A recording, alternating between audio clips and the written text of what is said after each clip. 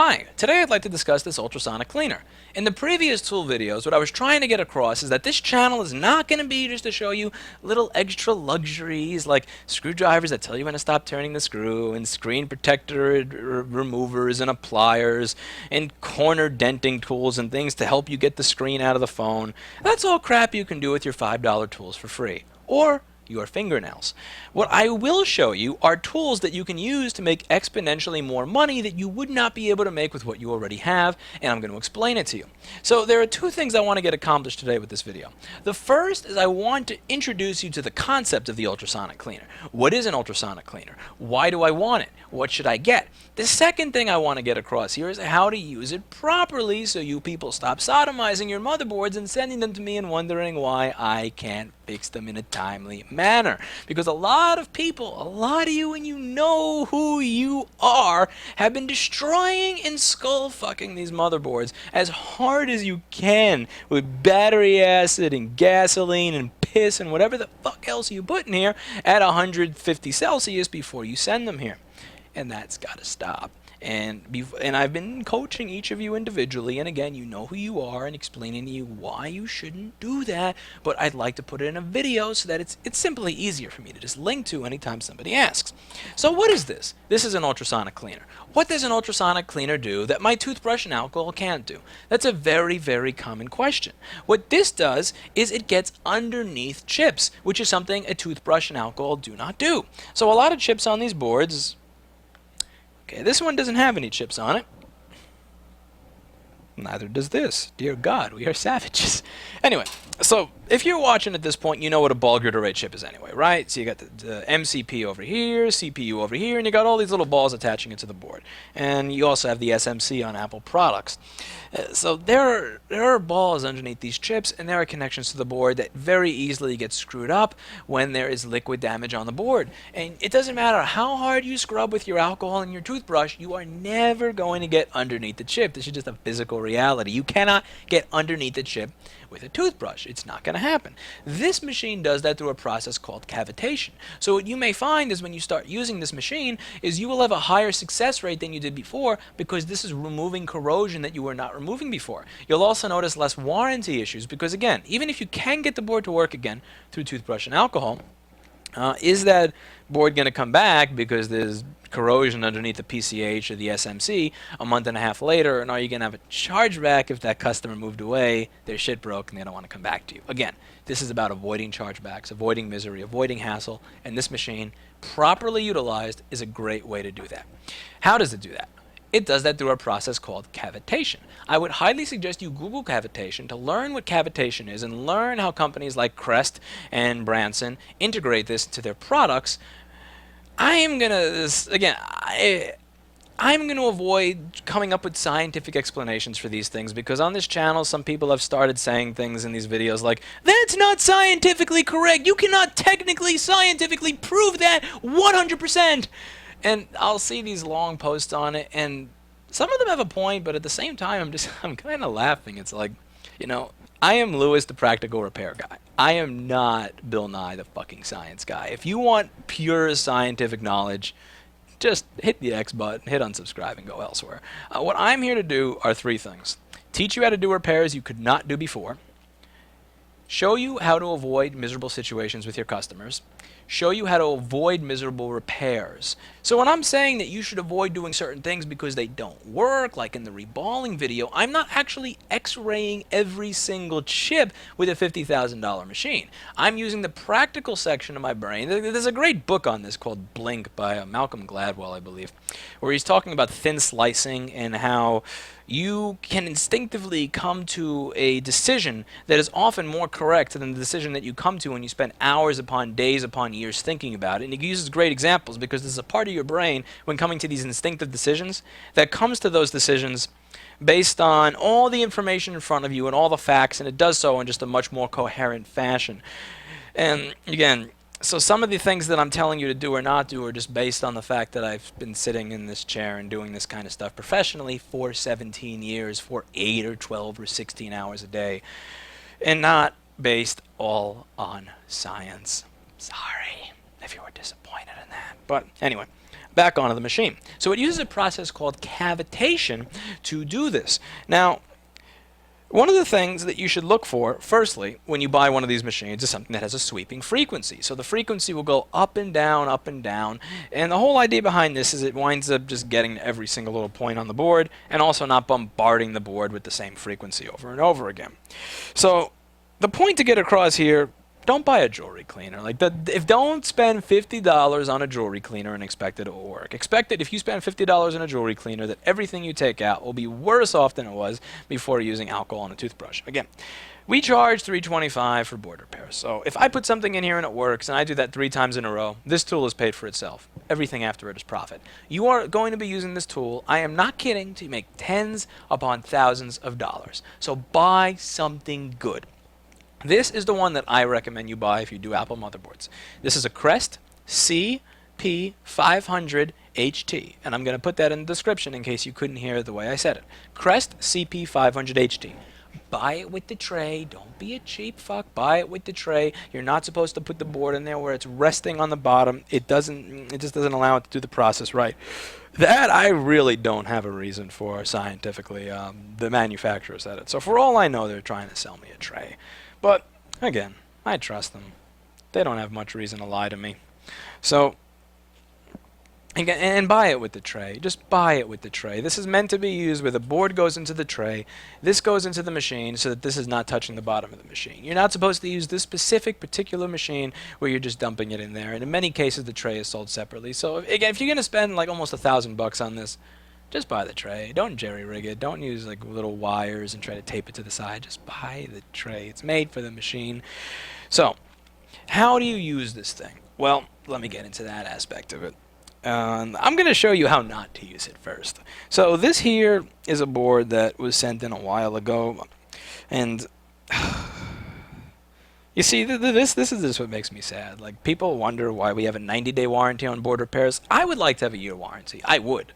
Because, again, there are so many regular customers where there is just nothing they are doing to screw up these repairs, where I really want to be able to publish on my website 1 year.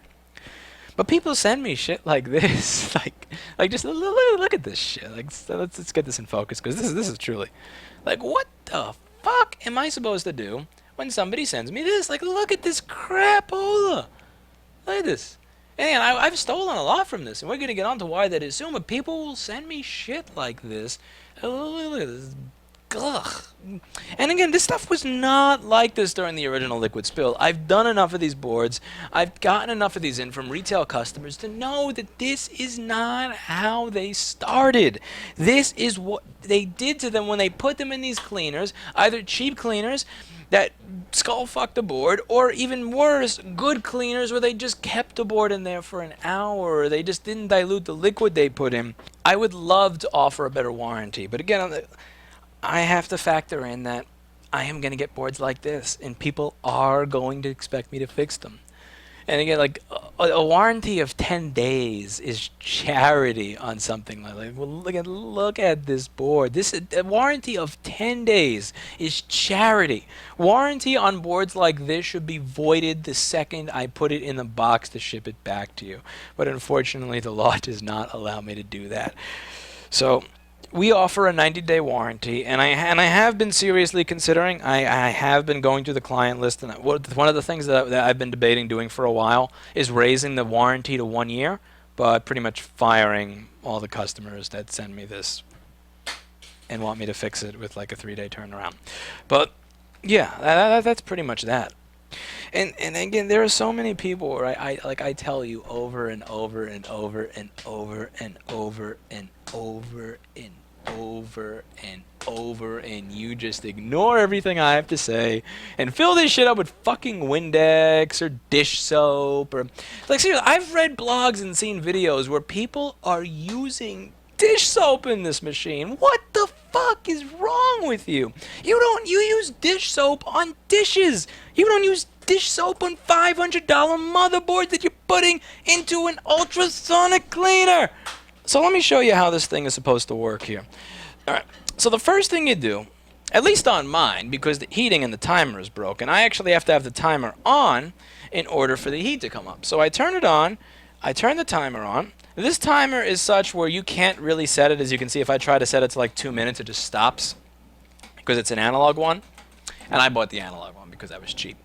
I knew I was going to be setting the time manually anyway. So the whole point behind this, you put the water in, you put the liquid in, you set it to your desired temperature, you let it heat up, and then you put the board in. So what liquid do I put in here? Well, that's a great question. You don't use dish soap, you don't use Windex, you don't use glass cleaner, you don't use Bronner soap, you don't use any of this stupid shit that people have been doing before they send stuff to me. And again, I get boards where it makes me so sad because I see where the original spill is, and I know from experience this is an issue that I could fix inside 45 minutes.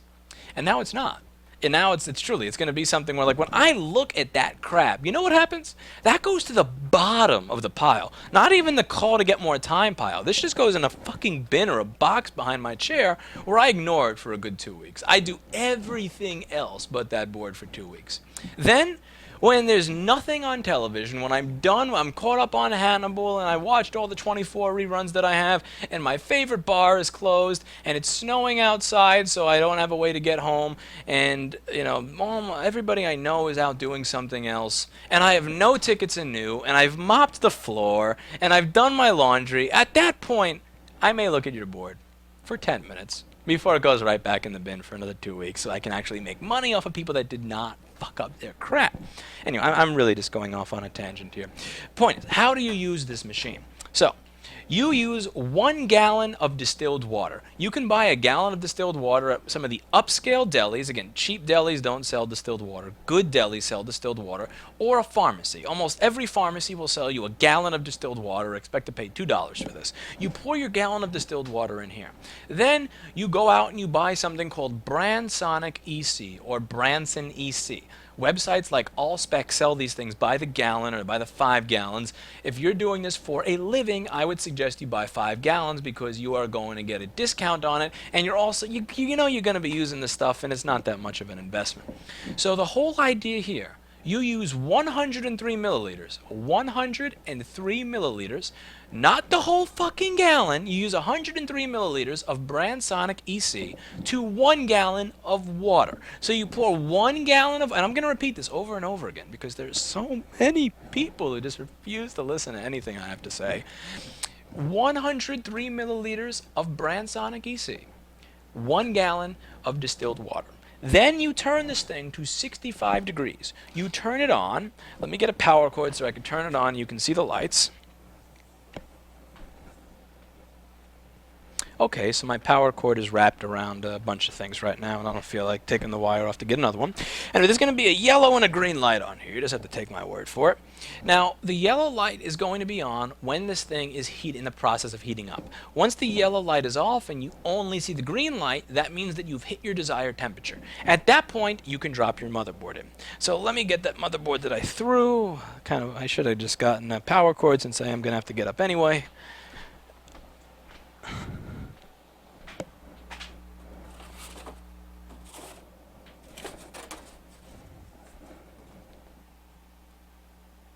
Jesus, that thing is gone. Okay, here we go. I got some motherboards sitting over here that are completely trashed. So let's start with you. Okay. So I use 4 phases to clean boards in this machine. So this tray, you're going to take this off.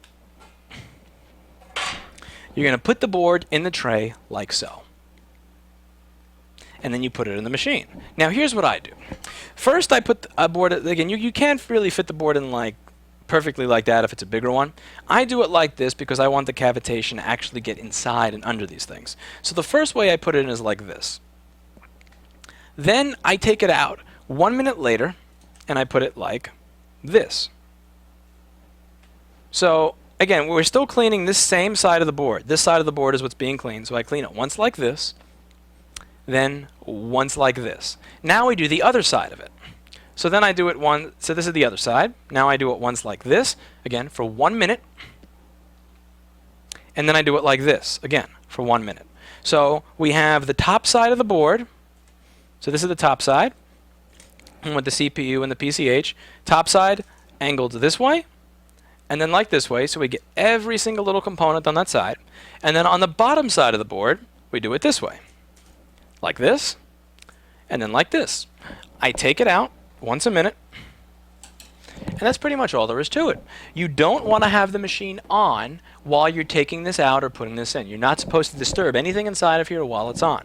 Again, not going to be Bill Nye the Science Guy here. Ask Crest Ultrasonics, and I'm sure they'll explain everything to you on why that is. After that's done, get some 99% alcohol, like this. And if you don't know where to buy this, Allspec. I like Allspec. They are a good company. They sell good stuff. They have good support. I like buying this kind of stuff from Allspec. So this is a large gallon. I think about a gallon. Let's see. I'm sure it says somewhere that I'll find right after the video is done. See, this is about a gallon of alcohol right over here. I believe I got this from Allspec. And what I do with this is I put this into a baking tray. So it'll be one of those, like, cheap, crappy things, again, that you find at a deli or a corner store. It's like one of those dollar aluminum baking trays. And then I pour the alcohol in it, and then I put the board inside there. Again, alcohol naturally displaces water. So when you put the alcohol on that board, when you actually surround it in alcohol, it's pushing the water out, which is a good thing, because again, you want this thing to dry quickly, and you don't want water to sit there and be under chips and do bad things. And alcohol evaporates very quickly, especially the 99% one. Again, don't be cheap. Don't buy the 70% crap. Don't buy rubbing alcohol, because it has a bunch of extra stuff in it it's good for people, but bad for motherboards. You buy 99% alcohol from Allspec, and then if you don't have a baking tray, again, you don't have to be super high-tech with this. You can stand over a toilet and just pour the alcohol on there. Again, half of the time I forget to buy a baking tray. So I'm standing here pouring alcohol over the motherboard next to a toilet. And I don't care, because it makes money. After that, what I do is I put it next to something like an air filter over here. So here I have, let me just show you. I got these air filters here. So I'll lay the motherboard on top of the air filter. So I got some nice clean air blowing on it to dry it. So yeah, these air filters that I have, they just kind of became motherboard dryers, because it's better than just, I guess, blowing air on it with the compressed air. And it works very well. Oh, and if you don't have an air filter or anything like that, or something you can easily dry it with, one of the things that I used to do when I was done with this process, when I was working out of my apartment, I used a dehumidifier. So I bought a dehumidifier for $25 off of Craigslist from some yard sale. It was 25 bucks. I actually carried this thing home on the train, which is awful misery. And I put the dehumidifier in my bathroom. This served two purposes. The first is that when I put this large dehumidifier in this very, very small room, it sucked up all the moisture and the humidity, so that my motherboard, after it was soaked in alcohol, it would be drying inside of 5 minutes. Secondly, after I took a shower, it cleaned everything. I mean, my bathroom, my shower was immaculate. You know how bathrooms get really nasty because of the humidity and the liquid that sticks to the side of your shower, and then dirt and crap gets stuck. You didn't have any of that in my bathroom, at the very least, when I had the dehumidifier in it. So truly, you kill two birds with one stone there. And you'll notice that a lot of the boards that you take out of there, they wind up working again very, very well. I've said that one of the things that you should do when you're trying to fix boards, when you're trying to learn this, is use your brain. And I got to tell you, since I got this machine, you don't have to use your brain as much. Because again, I would say at least 50% of the boards that we get, at least the ones that have not been skull fucked before they get here, you put them inside of this and they just work coming out of it. So again, what is it that you need if you're going to buy this? A, you buy a Crest CP500 HT. Secondly, you buy the tray that should come with it. Any decent website is going to be selling the machine with the tray, or right next to the machine they're going to have it as a cross-sell or an upsell, so you can easily find it, because it is something that you need. Third, buy distilled water. Buy 1 gallon of distilled water and to pour it into this machine. Fourth, buy Branson EC. It's a very good cleaner. Do not pour the Branson EC in here. Do not pour the Branson EC in here. You pour the distilled water in here, and then you pour a very small bit of Branson EC in here. How much of the Branson EC do you put in? I just wanted to see if you were paying attention and listening. But in case you weren't, 103 milliliters of Branson EC to 1 gallon of water. How long do you heat it for? 1 minute per side. 1 minute here, 1 minute here, 1 minute here, and then I'm not as flexible as I thought. 1 minute there. What temperature? 60, 65 Celsius. Don't go higher than 60 or 65. Don't go lower than that. Don't be an impatient asshole and say, I'm going to get this done now. I want to go home earlier. No, wait till the thing hits 60 or 65. Don't accidentally turn it all the way up, have it at 80 Celsius, and then pour your board in there. Go to do something else or talk to a customer and come back 20 minutes later so your board looks like the one that I showed you. Don't do stupid shit. Don't put dishwashing soap in here. Don't put Windex in here. Don't put industrial glass cleaner in here. Don't put, just don't put any of the stupid shit that people are putting in this thing. Again, you're spending $900, $1,000, $1,200 on this tool, and you're going to fill it with liquid that you bought for $1 at the bodega. Like, why? Why are you undoing all the good work that you've done for yourself? And be cognizant of the fact that you can put stuff in here that works, and you can kill it. You can put good boards in here that work perfectly fine, and you can murder them if you do stuff like that. If you overheat them, or you keep them in here for too long, or you use dumbass liquids, or you don't dry them properly before you try to turn them on again. So that's pretty much it for today. If you have any questions, post it in the comments. Again, my recommended brands, you can't go wrong with Crest and Branson. If you want to do bigger motherboards, if you want to do PlayStation or Xbox motherboards or PC motherboards, you are going to need something bigger than this. The only reason that I have this one instead of the other ones that cost more money is because this is more than good enough for the boards that I work on, and there's no reason to spend extra.